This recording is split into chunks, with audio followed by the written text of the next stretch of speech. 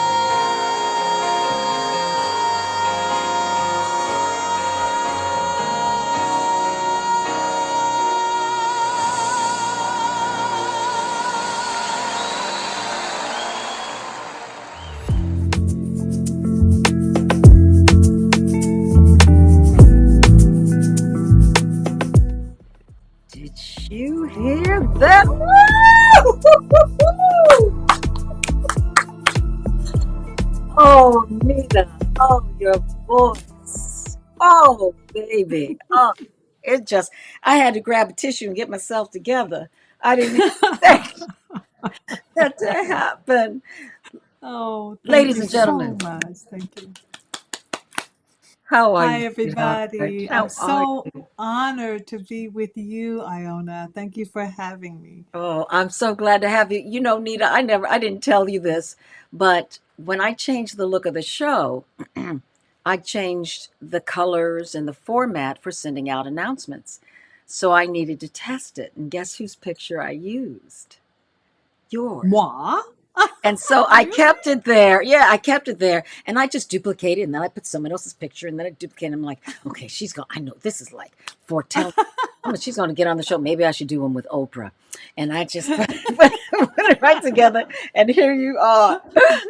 Oh my gosh. Well, let me just say to you, my dear, because we've known each other for years, as lovely as the adjective you described me with, talking about a peaceful soul, it is only a reflection of you because that is what and who you are and how you walk in the world. So we align that way, and that's why we connect that way. And it's just thrilling. I'm so proud of this podcast and tied up your audience. Hey, everybody! Nice to be here. Really great to have you. So, Nita, we see you're a Thank you. singer, you're a wonderful actress, you're out there and about, but who are you? Where did you come from? How this I love it when casting people say that. Who are you? Where'd you come from? Does that mean I have a job? right, if I give you my digits and all that and everything. Exactly, exactly.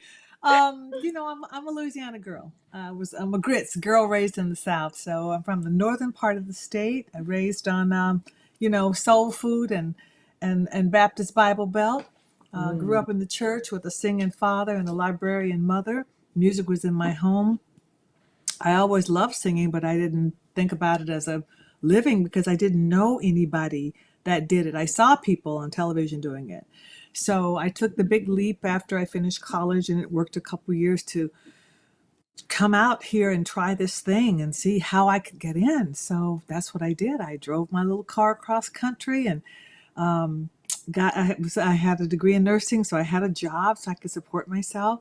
And I began. The first job I got was as a understudy with Sam Harris, who had done Star Search. He mm-hmm. was a big star and had come out with that. And someone called me and said, "Hey, I want you to understudy." I was like, "Okay." It was a four-person play. We did a lot of characters, and I was on quite a bit to cover the girl that I was covering.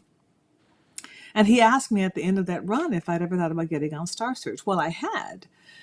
So I had auditioned four other times and had gotten that lovely letter that says, although we think you're very talented, we don't have a place for you on our show. I mean, I'd gone to Nashville, I'd gone to Dallas, I'd gone to Houston.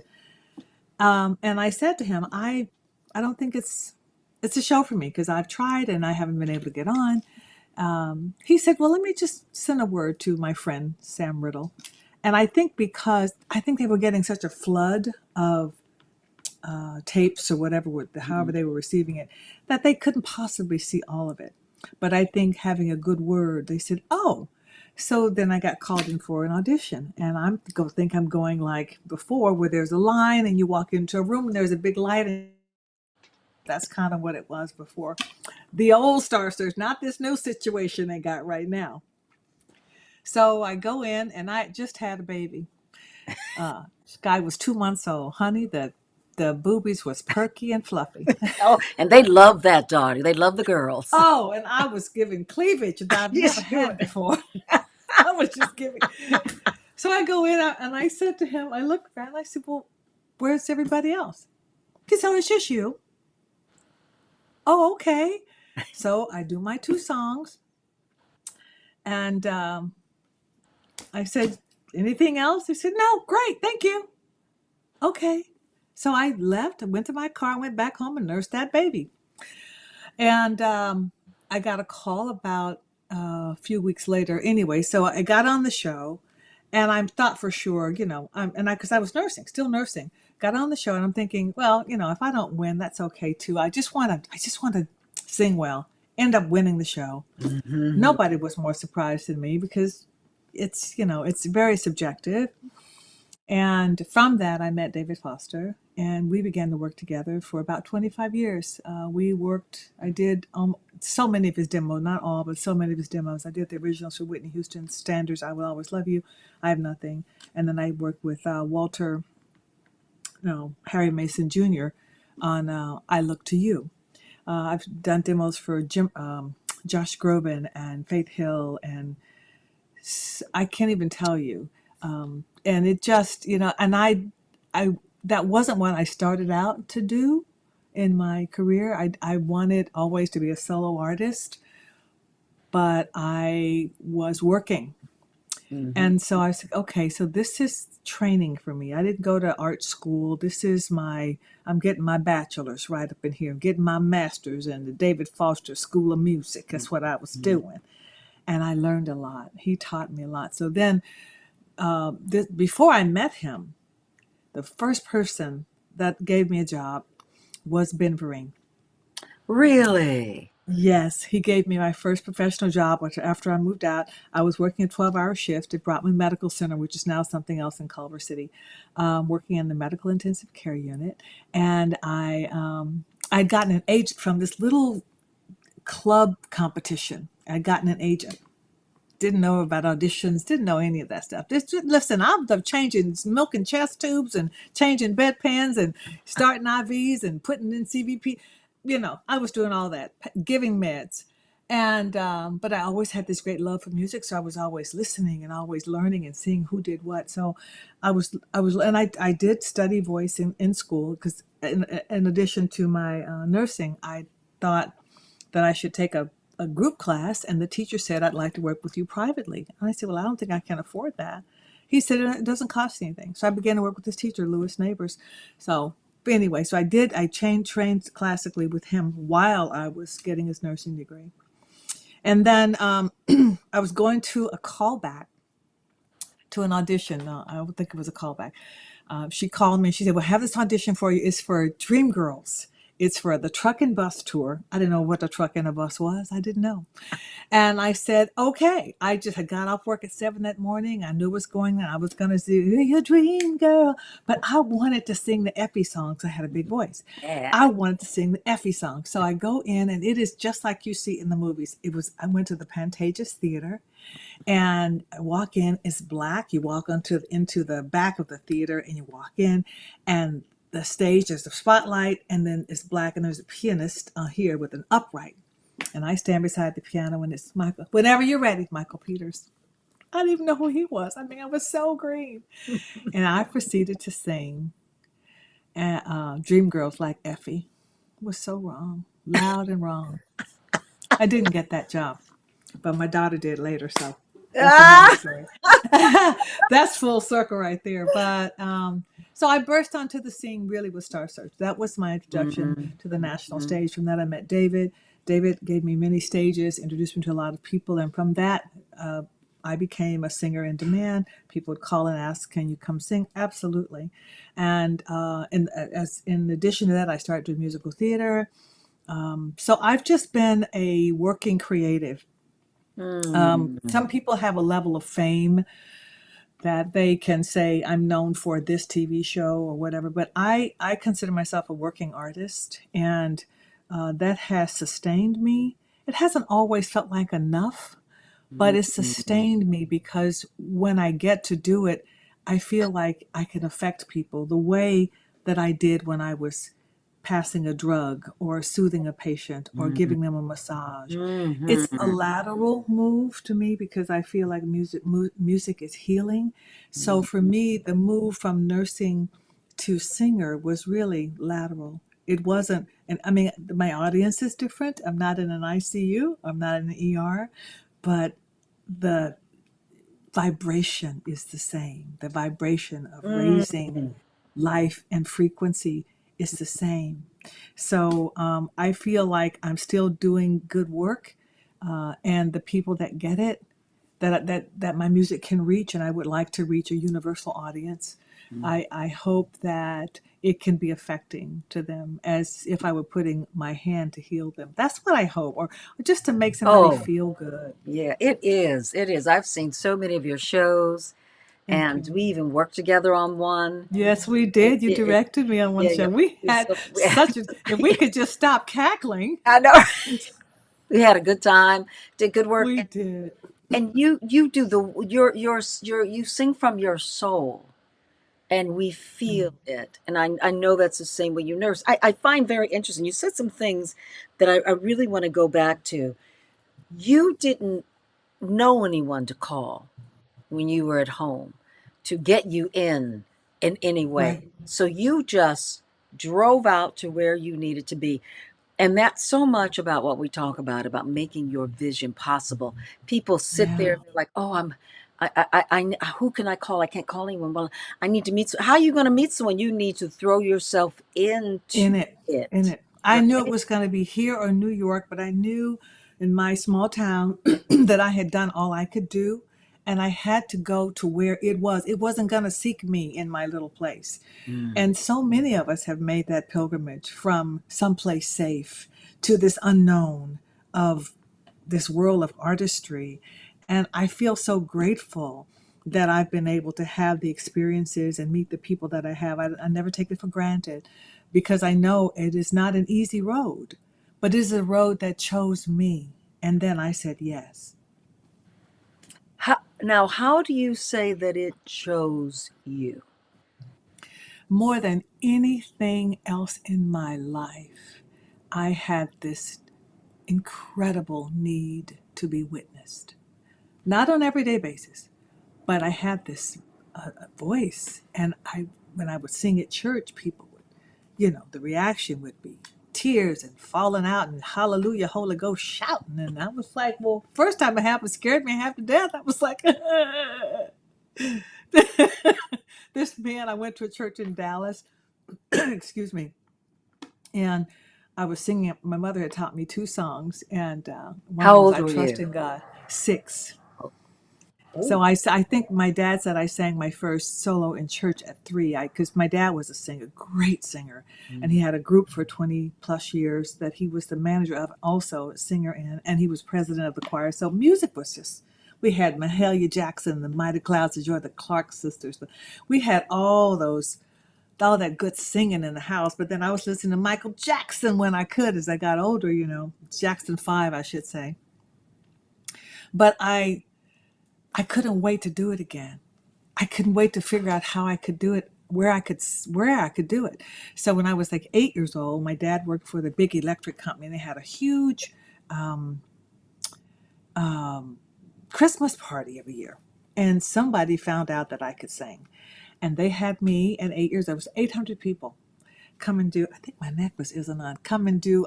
I saw mommy kissing Santa Claus. I had the whole little routine worked out.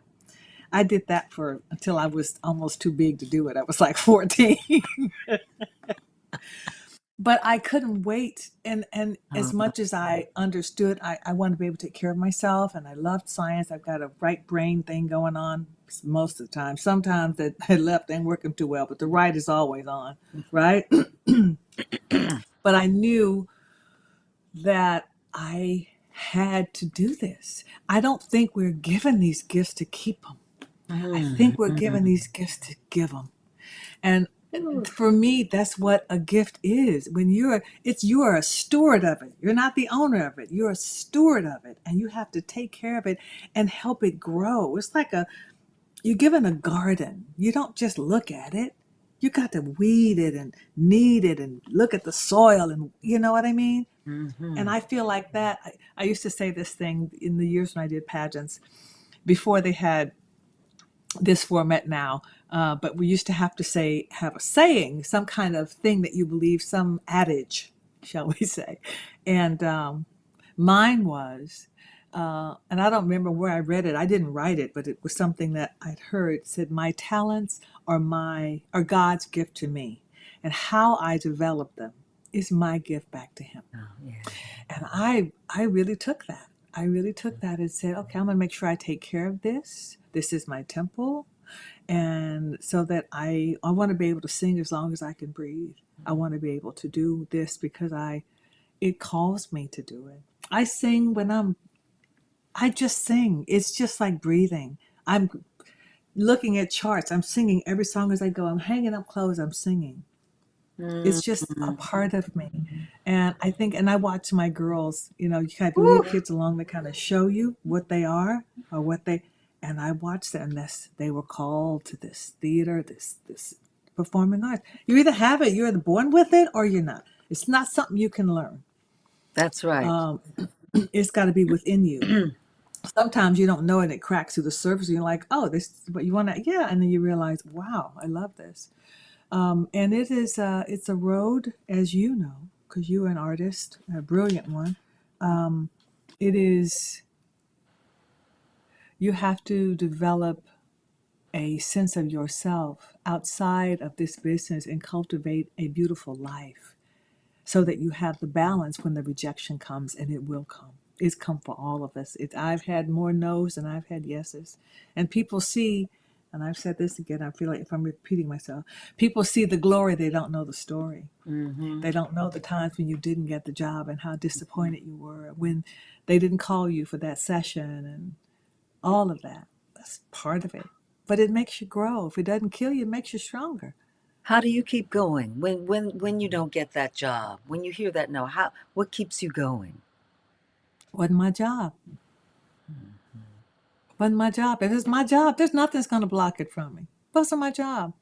I've had to mature to that. Mm-hmm. Because sometimes, you know what I mean? Because when I was in my 20s, I was just like, they didn't know me. All of that drama. And 'cause I am dramatic and I'm always have been. Excuse me, I've got a frog. Excuse me. Mm-hmm. But I just really know now. If something is for me, there's nothing that's going to block it from getting to me. And I want to show up, and that luck being meaning opportunity, meeting preparedness. I Mm-hmm. want to show up and be lucky because I stay prepared. Come on. I'm always doing something. I want to be able to step in a room and just blast if you need to. And if there's a scene or an audition, I want to have some time with the text. I want to understand it so I don't have to be off book necessarily. Some people do that. But if you go in person, that's kind of nice, but it's not required. I just want to spend a little bit of time with it so that I can go in as prepared as I can be. Mm-hmm. Um, and if it's for me, it's going to be for me. It's going to be my job. I And then love I that. wish the other person well. Hmm. Yeah, I was a favorite voice of Storm years ago, and now they have revamped Uh, it, and a lot of people have been uh, uh, DMing me and saying, "So, how do you feel about this? Don't you want to come back? What do you think about her?" And I said, "I wish her well. I wish her well. I want it to be a success. Why would I not want it to be anything but that? If it was for me, guess what? My phone would be ringing. But evidently it's not Boom. supposed to be for me at this time. My time has come. Now, did I 100%. cry when I'd lost it originally when they sent it to Canada?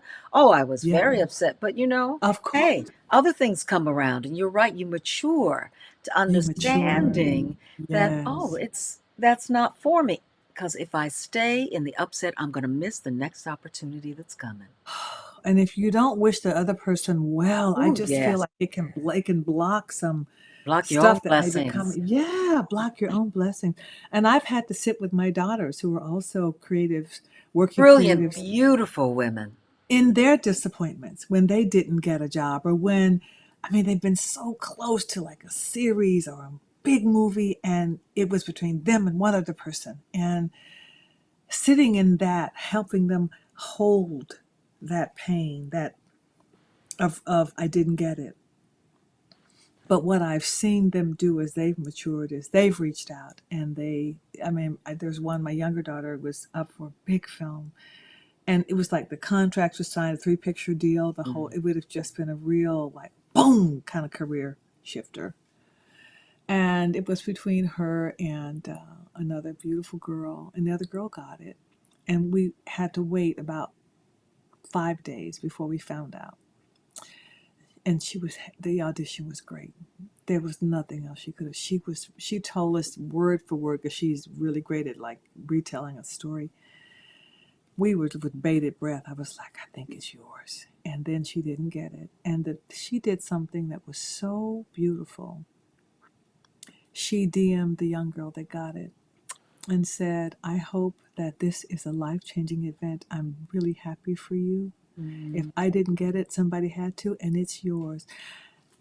But That's right, no, I baby. didn't, you know what I mean? But Yes. what has come to her since has been more joy. And so Mhm. I was so proud of her for making that step without anyone saying you should. This was something that she had to work out within herself. But as a parent, I've had to sit with my children, their disappointments in this business. And it teaches me something too, that I can't hold it for them. I can just be there. I can just be on the side. I can be waiting at the top of the door of the basement when they're ready to come up. Because you got to go down the basement sometimes and Mhm. cry and cuss and have a chicken wing and come on back up and get some pie. In the old You know? days, I'd throw a chair. Yes, You got to yes, just get it yes. out. And all right, You gotta get it now out let's move because on, because if that's you hold on human. to it, it's hurting you. Yeah, You're yeah. not in You got reality. That's right. And you have to give voice to it. I'm disappointed. I'm sad. Say it. Name it. Label it. Mhm. Because in speaking it, you can release it. If you Mhm. just walk around and you just mad, so that when you do get success, you're mad at all the people that didn't help you and you're trying to step on them. No, that's not how to do. Mm-mm. That No. ain't. That's not the way. That's just not the way. I also love what you mentioned, Nita, is that you didn't just come out here without a plan of how you're going to live. Yeah. You had Yeah. another talent, and that was to be a nurse. Like you said, that right brain was working. And you Yeah. studied and you got, I don't know if it's called a Yeah. degree or whatever it is. I have a Bachelor of Science. It's a Okay. 4-year degree. And then Yeah. you came out and you worked. And so many people forget to do that. It is not fun being creative and pole, or Let me just tell you. whatever you want to do in your life. It's no fun doing that, not having money. And you have to do that, because I think that's letting the universe know how much you're willing, what you are willing to do in Yeah. order to get what you desire. 100%. And I think, my family was always super supportive in saying, I never, even though I got the degree, I knew early on that I wanted to sing, but I didn't know how. I said, let me get this degree so I can support myself. And I think it's also a great life skill. I mean, Mhm. being able to really take care of someone is invaluable. I am a health advocate for our village. If they have a question, I may Mhm. not know everything, but I know where to get the answers. And I'm aware of a lot more stuff because I understand physiology and anatomy. But I think even if you're waitressing or whatever the job is, those are life skills you're gaining. Mhm. And who knows, you're going to be able to use that. Harrison Ford worked in He was a construction. You carpenter, know, yes. he was a carpenter. Yeah. And my kids went to a school. He built a little store at the school because I think one of his kids went there. So people, it's really important. And now it's great to have a dream and focus on it. But in the meantime, you may have to work a job that you don't really like. Lisi, my youngest, this guy has worked at retail therapy. She's worked at, what do you call it? Food establishments. Mhm. Not very well, but she did. Lisi was at Sprinkles scooping ice cream and handing out cupcakes, before but it's life skills. You got to know how to be in the world. You can't be in a bubble just doing your art. That's great if you can afford to do that, but most people can't. But they also miss something by not being among people, Ooh, because people teach you so much about how to be in the world, not out here in your little bubble. And I mean, I guess people who live a certain socioeconomic level can be separate, from getting on the bus, taking the mm, train. But mm. those life skills teach you something. It can inform your singing. It can inform your acting. That's right. That's And right. when I watched Joshua Henry win that Tony for Ragtime, which was my first big musical, he said, "I'm 20 years in. There are no overnight successes. And the people that peak Mhm. young they have no place to go. Sometimes they can burn out, honey. We've seen many of Sometimes that they can happen. burn out. Yeah. And we don't wish that for any of them, but No. it just comes. It's just the way of the business can, if you don't have really smart people who are protecting you, especially if you're a child actor. So I'm grateful to have had the journey so far, but I really feel like my best work is still ahead of me. Oh, I am yes. not done. We are not We done. are not done, honey. So We many are new not things done. are happening. And I love what you said about you are a working professional performer. You Yeah. work constantly. Wanting that fame, more acknowledgement is still there. But Oh, what you absolutely. but what you know is oftentimes they aren't working as much as you are. You know, that's the truth. And someone said to me, not everyone, Terry Bradford. Hi, Terry, if you Hey, listen. Terry. He's a Terry. He said, not everyone is meant to reach the pinnacle. Sometimes our music can affect people to people, group to group, gang to gang, but it's still no less effective than an arena Mm, because you are still you're getting people right here, right present. And I said, "Oh wow, that's a great way to think about it because I'm sure playing arenas is great. There's a lot of money and a lot of responsibility, but there's something really sweet about performing arts centers or working in sessions with other singers or to me the work is the treat to yes. get to do the work. Yes. And if fame, and a lot of people don't seek fame. I have never sought fame. I have just wanted platforms for my work to Hmm. be more widely known. Hmm. Uh, I don't know if fame is something anybody seeks, but it comes sometimes because it comes with a lot of other caveats that Oh, yes. maybe you don't want because I mean, I like to pick my produce. I want to go to the grocery. I'm not stop. I don't care if I went to Houston. I'm going to pick my peaches. I Hmm. want to pick my own watermelon. Hmm. But Yes. that's me, Southern girl. Um, I'm I Southern don't ever want to California. be. I'm the same way. Yeah, do you know what I mean? Yeah. I don't ever want to be separate from people because I don't want to fear people. Hmm. They're gonna. What are they gonna do? They want to say hi and touch you. Hi, how are you? Just say hi. But there's a certain, the paparazzi can be crazy. I lived across the street from someone and they were, running up the street and standing. And I was, wow, this is really weird. Um, Hmm. Having someone try to film you getting out of your car, walking into a house.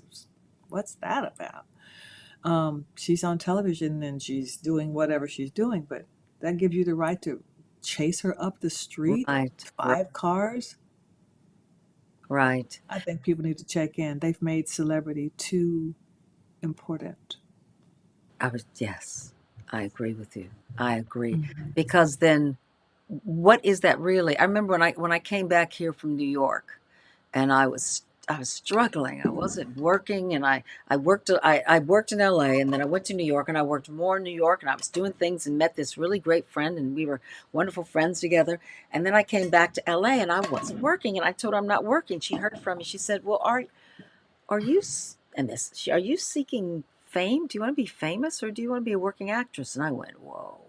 Mhm. I had to Mm. really look at how was I working? What was important to Yeah. me? Yeah. And I shifted that. I joined a theater company and then things started changing because I was doing what I loved. I was doing what I was called to do. I That's was right. I was meeting people and then one thing led to another and then I was a working actress and it was wonderful, but I got there because it was about the work. It was about the joy of About the doing the work. work. Oh, I wanted to remember to tell you this. Oh, come to me, honey. Her we just lost her. She sang with Donny Oh. Hathaway on that wonderful duet. Roberta Flack. Thank you, Roberta Roberta Flack. Flack. So I'm a little girl. I'm Yes. about Yes. 11 years old, and Roberta Flack is in town, and my parents have thrown her a party. And she comes to the house, and I don't remember how, but somehow it was just she and I in this moment. And we were talking, and I wasn't religious, but for some reason, I asked her about sin, and I asked her, "What is sin?" I said, Do you think there is sin? She said, there's only one sin. I said, what is that? Not using your God given talents. Mm. Wow. And That's I beautiful. remember that. And and she's so right. It speaks to what you spoke of as you were, it was in you. It You was knew in it was me. something you It need was to in do. me. And it's the gift you were given, you're giving back to God or Yeah. And whatever. you know how you have these teachers along the way, Mm-hmm. being the first ones being our parents, if we are blessed to have kind and parents that teach us as they raise us. But there were other teachers along the way. I mean, I can name some of the teachers that said one thing that stuck with me and helped me go. But my parents were very religious. They were in the Southern Baptist Church. My dad was a deacon, so I'm a deacon's kid. We were at church Sunday through Saturday. I mean, there was always something going on. But we would have this summer. Uh, it was the young people's revival, kind of us, and it would be led by the young people. And then the Baptist tradition, there would be an opening song, and then there would be an old 100, which would be these songs is call and response, right? So there would be that. And then someone would have to pray out loud. Oh my gosh. I said, please, I would leave out. And I was playing the piano for the little junior choir, or singing. But they had this one girl. I don't remember her name, but I can see her face. She was beautiful, semi-sweet chocolate. She had tight coiled hair, and she was very articulate, and she read this poem that I sat, and she would go different churches and do it, and I heard her do it more than once. And every time she would say it, it would be like a shot through my heart, like, yes, you got to do that. And the hook was, I don't remember all of it, I'm determined, though my skin is brown, blah, blah, blah, blah, blah, I'm determined to be Mm-hmm. somebody someday. Every time she said that, I was like, yeah, I am, yes. And that stayed with me. And for me, it was not trying to, be greater than anything or anyone else. I just felt this ambition that was in me. And though there's a word here, a word there, a phrase here, an encouragement here that just keeps you moving toward what is already intrinsically wired in you. It takes those people because our parents, yes, you're great and you're lovely, but my mother was very realistic. If we couldn't sing, she would have said, "Baby, that's not your ministry. That's not your." They would have said. But I started singing at a young age, and like I said, would get this reaction. I still didn't think I was, that made me special. I really didn't. I Mm-hmm. just thought, I've got this gift. Okay, they want me to sing. Okay, and I still feel that way. But those teachers that come along and encourage us with a word or a song or a phrase. I remember this teacher, she was a grad student. Her name was Rose, last name gone, in my first semester of college. And I took a creative writing class. And she said to me, "You have something. You should write." Write what? Well, That's so you great see, because I you was see how the just about to seeds are move planted? there. The seed was planted, and I didn't trust because I was writing, I was making up songs. I had a little gospel group. I was writing songs.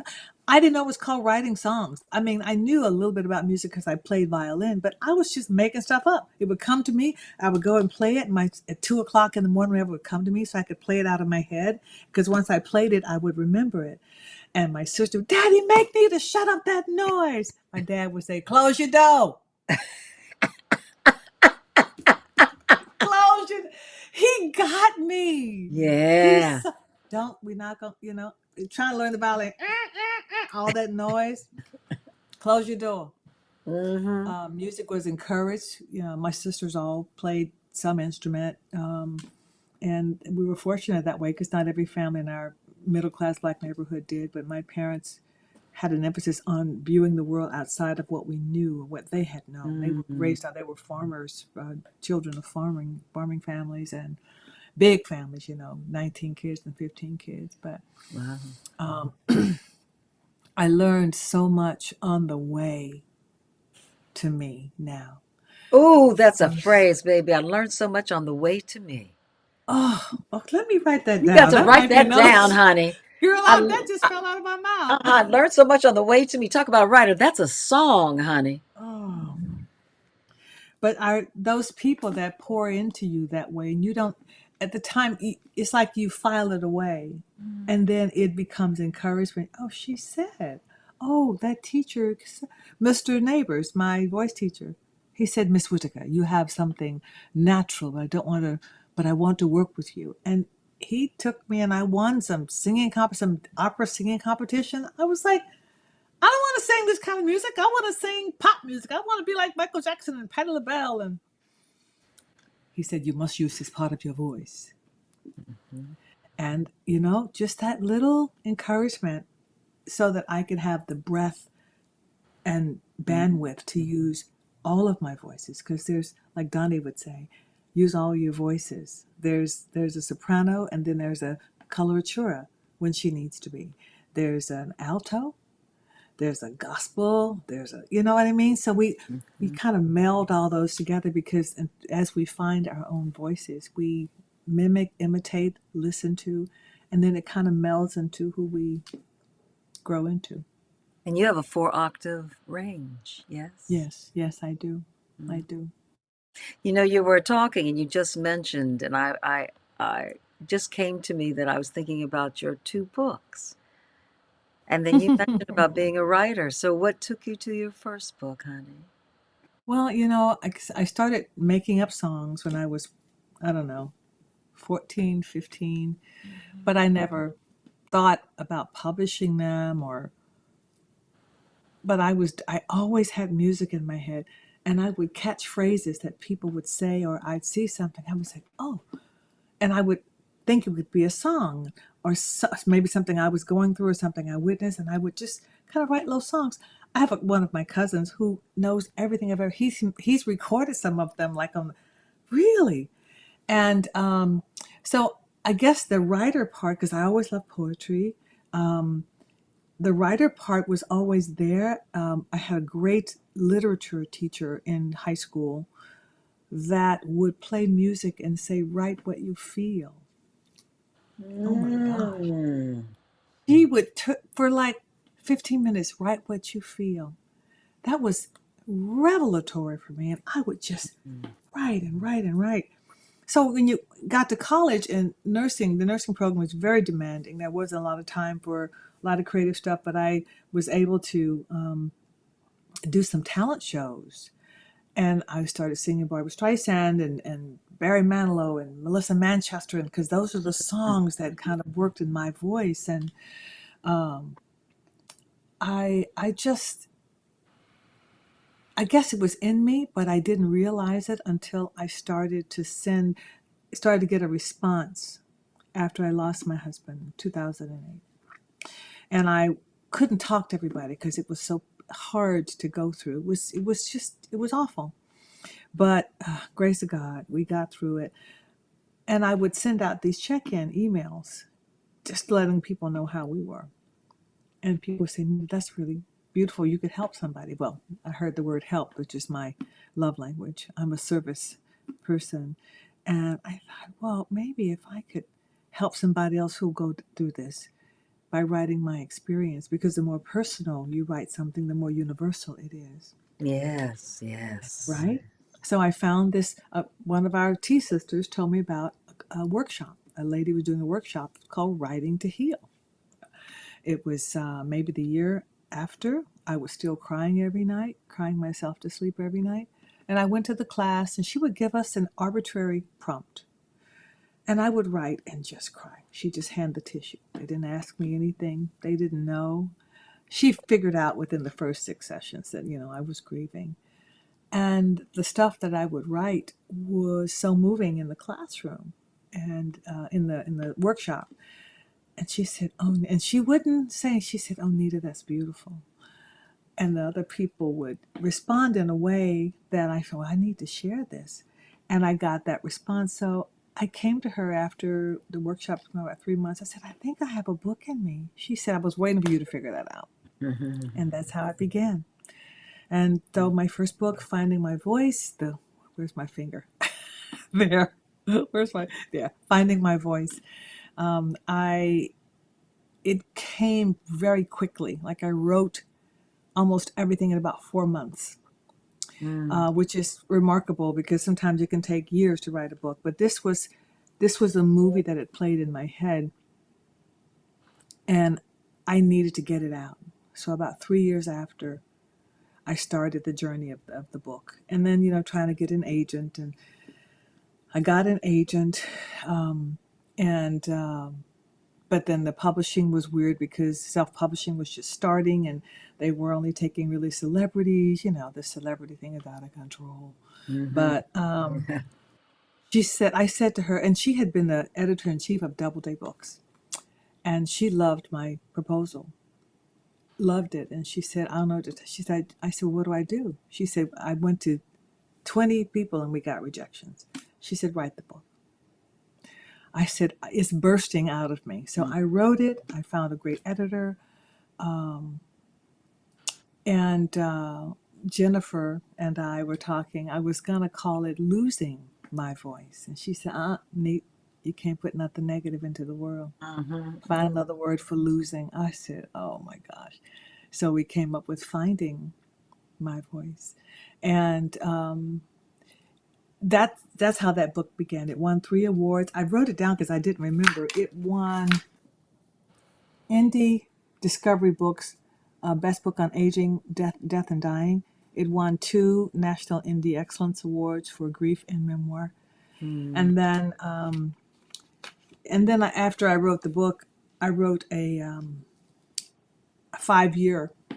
So that would have been 2013. And 5 years after, I added another chapter or two, and I call it the fifth anniversary of his passing, and just to kind of say where we were, and just to kind of relaunch the book.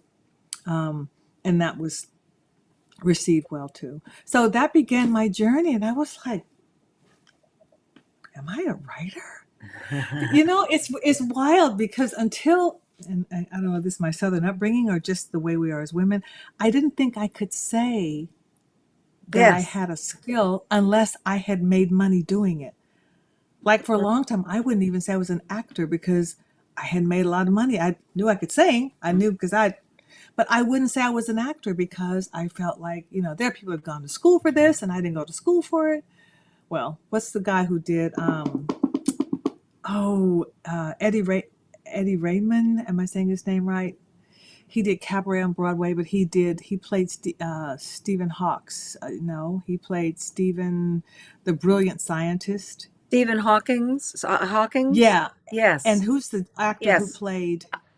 I know who And you're talking about. I am not no grabbing his training, no name. training. That just is a natural gift, and so I think it doesn't always require, graduated from Juilliard and Yale and all the schools, fantastic. And some people But still aren't my working when they graduated. That's right. I wrote, my life has been, my schooling was the world, was the hospital and other stages. And so that informed choices that I make within my acting. But for a long time, I wouldn't say I was an actor until I had actually done the thing. So, or done it enough to Uh, feel like I could say it. Thanks, David. Freddie Redmayne. Hi. Oh, thank you. What is it? Freddie Redmayne. Redmayne. Is it Freddie or Eddie? Eddie Redmayne. David, just make sure for us. You're so good since you're looking at it, sweetie pie. Thank you. He's in Malaysia. Oh, hi, Malaysia. Wow. That is there are so many talents we have. It's not one talent. We're not given. Never. Well, No. not often are we given only one gift. I won't say that's not true for everyone, but we're given Right. many gifts, and it's using our gifts. I know I'm finding gifts that I have not used that I'm Yes. using more of now, and we never stop growing, do we, Nita? And that's the thing. We should never stop growing and learning. That should be a lifelong quest. You can't, and the people that think they know it all are the most difficult people because they are unteachable. They are, and they're the hardest people to get along with, and then we can still love them with a long handled spoon. Yes. But those are the people that are so difficult because you can't tell them anything. They want to be the expert, and you can't know everything. You simply cannot. But I agree that the growth continues, the learning continues as we go on this journey, and we're all of us are multifaceted.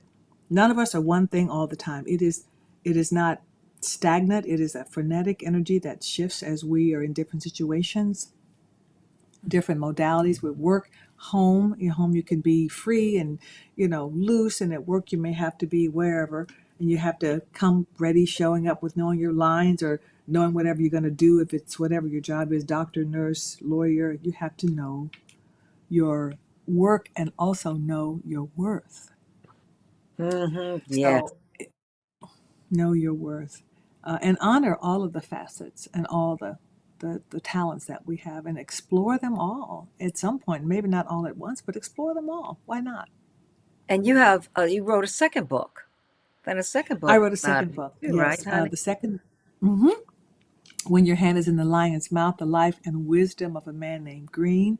It also won an award, the National Indie Excellence Award for Best African American Nonfiction. So I wrote this story about the lessons, around the lessons that my father, who is now 100, what a blessing, Woo! And you had a and doing fabulous so party. well. I know we did. It was just, and he deserved that and more. He's been such a gracious human being. He really is the best of us. Mm. That's what I got to see. The way that he walked through life with such grace, no anger. He knew how to function in the world he was born into, and then bringing us into a world to show us something different so that we didn't have to. But there was no bitterness. There was kindness and helpfulness, and they modeled that service. They both were. That's where they connected, my mom and my dad. So I wanted to. I would always say things to cast members or people. My dad would say. My dad would say, and I thought, let me write some of these down because, for one, I want my children to always remember them. Mm. And I'd grown up with so many of these stories, but there were some that didn't have all the detail on. So I had to sit with my dad and interview him, and the stories were told with such detail. And I'd go back, Daddy, tell me about that time about Uncle Roy, and he would say, I said, oh, Uncle Roy threw the first lick. I thought, it was. So there were things that were. I had to go back, and so that book was probably from the time I started writing it. I went through two or three editors. By the time I got it, was almost 3 years. So you see the Mm. difference in it comes how it comes. That's But I right. wanted to, and again, for me, part of how I wanted to tell it was to figure out, am I going to tell it first person, third person, in his vernacular, and then how do I write that so that the audience gets it? But it came one day, and I knew exactly what I was going to write, and it just started. I started to put the stories together, and found a great editor at the end, and I feel like I could share my dad with the world. I could share some of the wisdom that we got, that the people in our village got. Simple things, but Mm. profound things Mm. that have helped me and have always are in my head. His voice still. We talk about every other day, sometimes every day.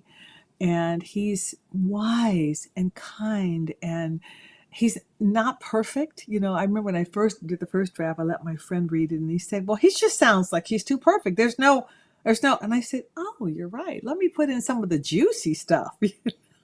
Because he was always the one that's calming everybody down and the voice of reason. But, he had to stand up for himself back in the day, born in 1926, Mm-hmm. having to, and then his father died when he was 14. And, Mm. it's life, but life has really blessed me to have a dad like him. I'm so happy I get to be his daughter. Mm. I That's got the best fantastic. dad. And you had your mother, your librarian mother, who took you Yes. into inspiring you into the Yeah. charity. that you Yes, have. What a yes. beautiful charity in a world Yeah, of books. in a world. She was always, she was librarian at the public library, but also on the bookmobile. And before we had libraries at school, I the remember the bookmobile would come bookmobile. around. My mother was a librarian, so I would get to see my mom and my dad sometimes during the week. My dad was my school bus driver the first 4 years, and then I would see my mom once a week at school, and so it was just great. And then in the summertime, I would just kind of sometimes she'd let me ride with her. We couldn't all do it, but once in a while we could. She was always choosing the right books to give to children, and they would say, "Oh, there's the book lady." So fast forward, I started reading with SAG.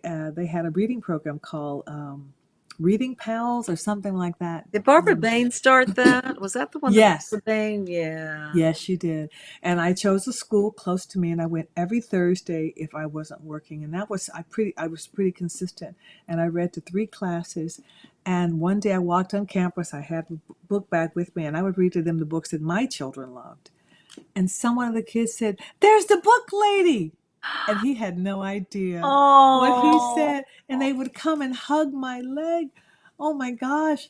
And I said, yeah, this is exactly the work that I want to leave in the world. We all want to do something that we can leave that's bigger than us.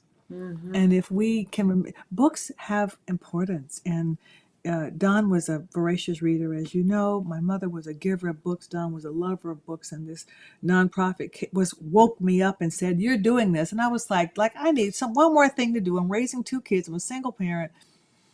But it was something that was just literally woke me out of my sleep and said, "This is what you need to do."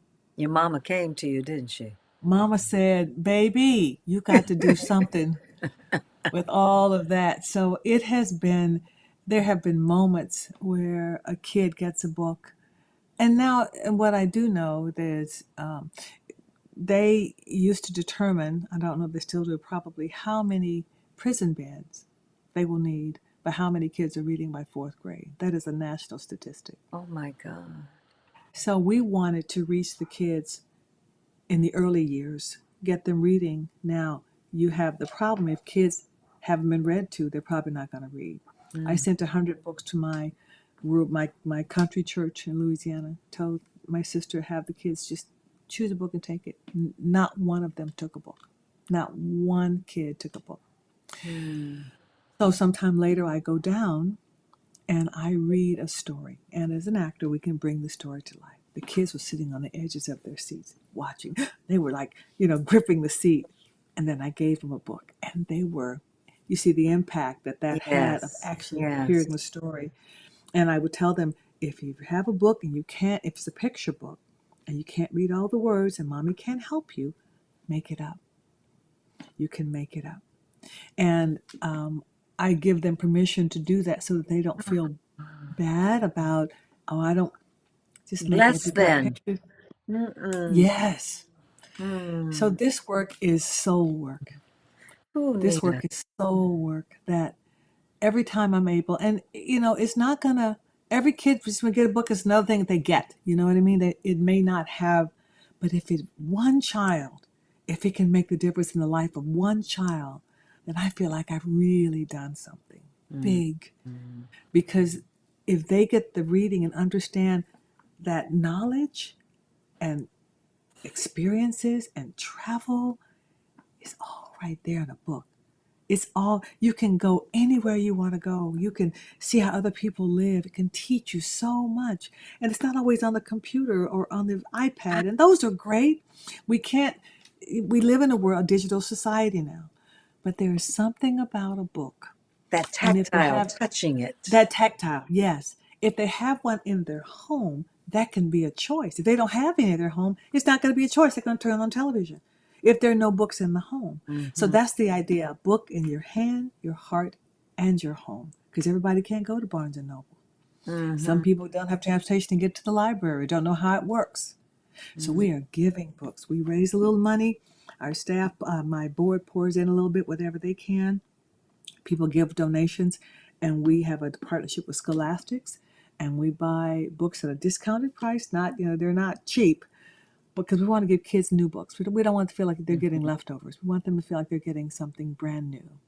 That's all part of the model that we created, and it has been soul work. It really has been, and I'm so thank you, mommy, for waking me up with that Mm. because it's really enriched my life. How old is your charity, honey? We started in 2013, so we are what 13 13 years years now. old. You're a Yeah, it was teenager. yeah, we're a teenager. It's a slow start, and we, like I said, we've gone to school and given 900 books, and we've given 500, 100, but it matters. And actually, we're up to about 33,000 books to I about. mm, Yeah, I haven't changed the number because I should keep better count, but I don't. We just do the giving. But I think the number is higher than that. But we've given that many books. And when the pandemic happened, we had to change our model because we couldn't go into the classroom mhm. and kids weren't going to school. So we created book packs, 5 books, 10 books, give the kids through their window so that they'd have books at their house. So we did that for like 2 years, just so that they could. And we were working with Inner City Educational Fund. There were 5 schools we're giving to. We've got a couple of bookshelves where we put 300 or 400 books on the bookshelf. They can take them, use them. When they run out, call us, we'll bring them some more. So we're trying to find new ways to engage where we are Mm. now in the digital society, and so that kids still have access to books without having to buy them. Do you find Like, that there is an interruption in the books with the banning of books now? I haven't experienced that in the schools and shelters that we've dealt with. I haven't, because we buy banned books. I You cannot tell me a book is banned. I Hmm. will buy it up because I just don't believe that's your right to tell me what's banned. Um, but I think every book can teach us something, and it has to be age appropriate. That's the thing. We give age appropriate books. So I think there is a little parenting that needs to be, if this book isn't age appropriate, then maybe they can read it when they're older, but maybe not right now. But I don't. We haven't run into that so far. If there's some books that are banned, I just find other ways to get them. Great. There was a wonderful book called Amazing Grace about this little black girl who wanted to be the star of the play, Hmm. and I couldn't get it all of a sudden. I was like, "You don't have it anymore?" Just went and bought 50 copies somewhere else, out of my own pocket, just because I want kids to see that. And we do try to reach diverse audience with our books. So our books representation is important. So they got to see black and brown faces in their books. I want to have those kinds of books as well as a Charlotte's Web and a Stuart Little and all those books that we grew up with. Sounder, I want all those books in there too, but then the kids now like graphic novels. So you got to find a way to use what's the Dog Man and Captain Underpants. That was a big one for a while back, but that same guy created Dog Man, and kids like to see things that are on television. Listen, I don't care what they're reading. Well, I do care what they're reading, but Good. if they're reading it why are they reading Captain Underpants? It's still reading. It engages them in looking at something tactile. So we try to Widens have age mind, appropriate. right? Hmm. Exactly, exactly. Yeah. Oh, So Nita, you are just you're just so magnificent. I want you all to know where you can find Miss Nita. Look at her. Wait a minute. Let me see something here. Hold on. Hold on. Let me get a little. Let me give you a little you put a little little music on. little music under there. Nita is right there. You've got on Instagram, Facebook, her website, Spotify, TikTok. So check Miss Nita out with everything that she does. And Nita, the one thing we also had talked about that I really want to see is where can we find your albums? Oh yes, you should be able to find most of them on iTunes, Amazon, um, Spotify. Most of them, I think. Maybe that first one, Shine, maybe not so much, but I know most of them are on iTunes and Spotify for sure. And I'm working on a new project that is coming out before the end of summer. I really wish I could give you an exact release date, but we're going to Okay. try and release one song and then a second song and then release the record before the end of August. And it's a project I've been working on for about a year. I started talking about it in 24, started working on it June of 2025. I like did my first recording, and then some other songs came. I wrote a few songs for it, and then with life and things happening and holidays and travel and all of that, it's just been a year. But we had a small listening party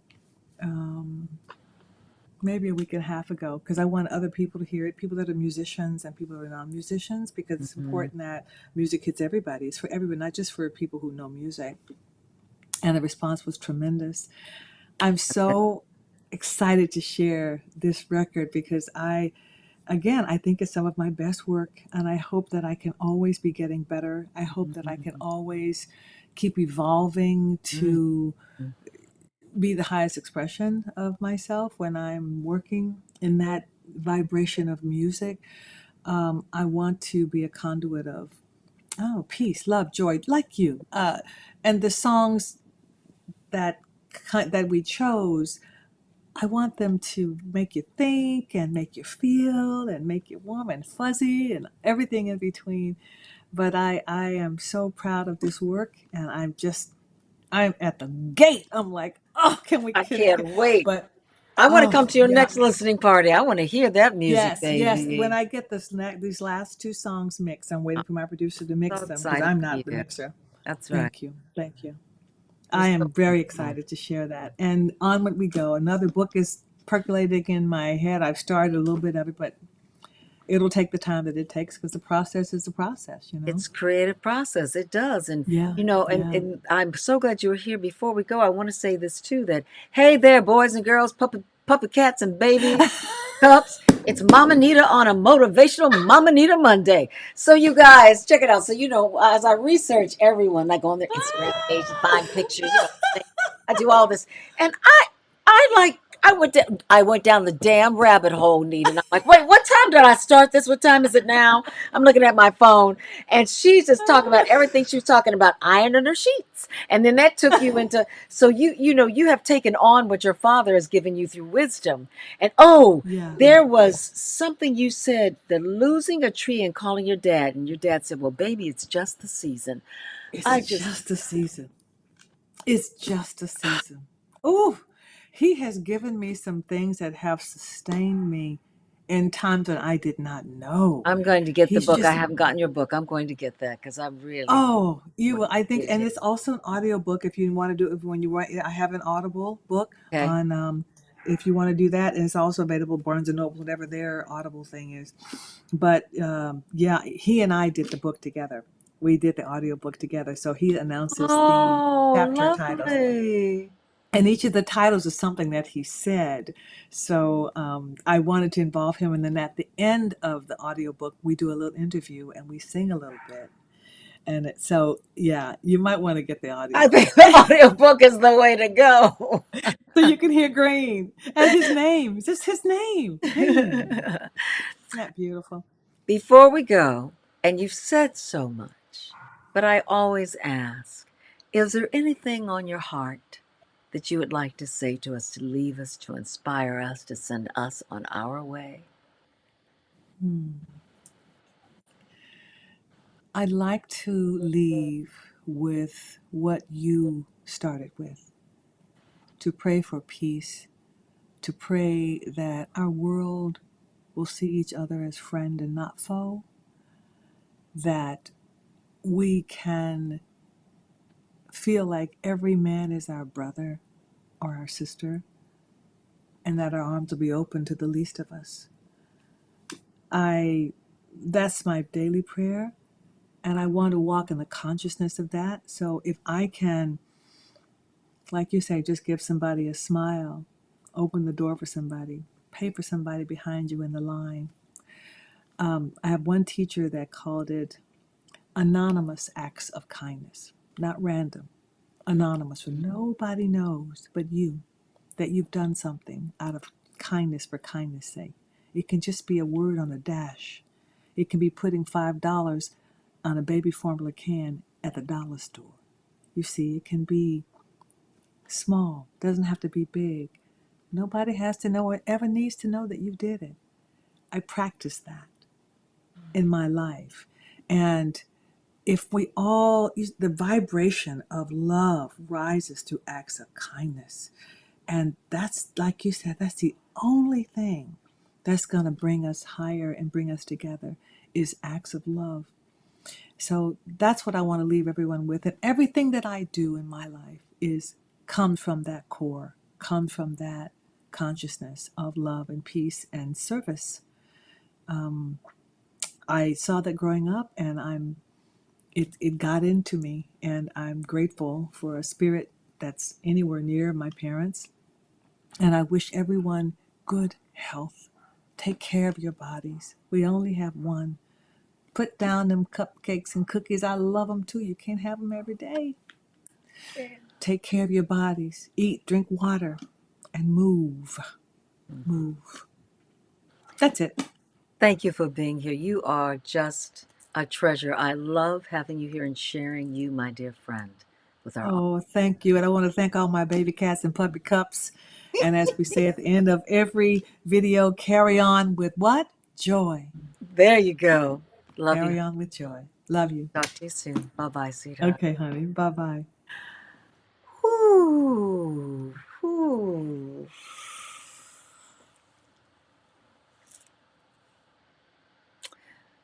What a beautiful spirit. What a beautiful soul. Effortless love. Effortless love and joy and sharing. Nita likes Nita. She spoke about know who you are. She loves Nita, not out of ego, but just is grateful that that's who she is this lifetime. And look what happens when you come from that place. You can speak of joy and love and know it. And know it. Do you hear her speak about her family, mother, father, other family members? Came from farmers. They didn't come from Hollywood. They didn't come from glamour. They didn't come from money. They were well taken care of. They ate from the land. They took care of each other and themselves. But you see what reading has expanded their minds. Her father, being a part of the world, watching people and living and finding a peaceful place in his heart. And you know that man went through some racism and some stuff that was ugly. But that does not color who he is. And so, in teaching Nita and the rest of her family, they don't come from that place. And as she said, have there been times when the heart has been broken? Have there been times when you cry? Have there been times when you get lost, when you get mad about things and angry? Of course, that's being human. But what's also being human is not holding on to it, not letting that control you. You know, we have a choice on how we're going to be affected by everything that happens in our lives. I've heard people say, "Ooh, he, she, them, they hurt me." Well, actually, you have the choice of whether you're going to be hurt from that, my darlings. Now, I'm not going to say that I don't get mad about some things, but I'm sure not going to stay there. And yes, I've matured to that understanding because, like Nita, I was a drama queen when I was young, too. But if I wasn't the drama queen, I wouldn't know not to be one now. See, you got to live authentic, baby. You got to live where you are. And if you're in a funky place, do whatever you can do to get out of it. And it's possible. It's so possible. Ooh, I'm so moved by Miss Nita Whitaker. So you got, this is where you can find me. I don't know. Oh, tell your friends. That's I'm going to be working with some international talent. It's going to be really fun to reach other parts of the world. because I know this is my mission to inspire and uplift. I'm so grateful for this wonderful platform called you. And this is where you can find visions.